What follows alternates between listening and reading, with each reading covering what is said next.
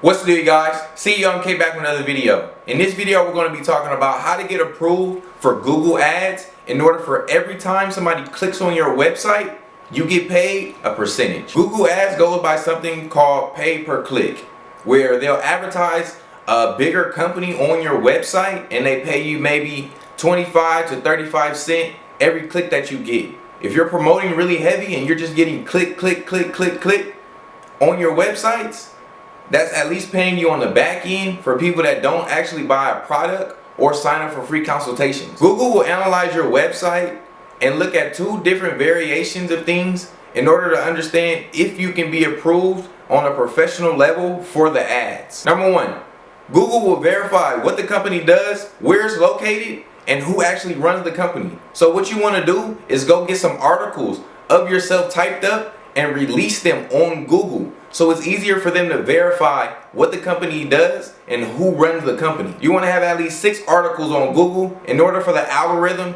to analyze you as somebody that's professional and that they can trust with an advertisement. The second thing, make sure you add a contact us button in the header.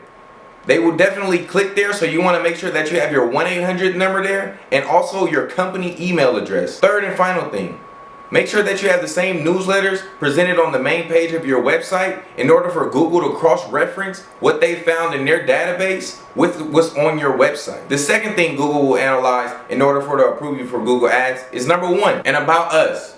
You want to make sure that your About Us is very detailed and explains what the company does and exactly who to contact if any information is needed from that company. Number 2, your private policies. You want to make sure that you obtain these or you write them up yourself. Number 3, terms and conditions. Make sure the same thing. You get them written up or you write them yourselves. And number 4, a refund policy. If you have a shop, this will allow Google to analyze your website and approve you for Google Ads.